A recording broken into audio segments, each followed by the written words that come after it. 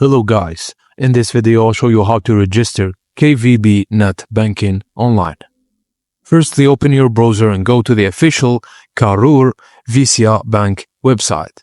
Log in from the home page and select Internet Banking option. Under the Safe and Secure Banking section, click on Continue to log in. On the login page, select the New User option.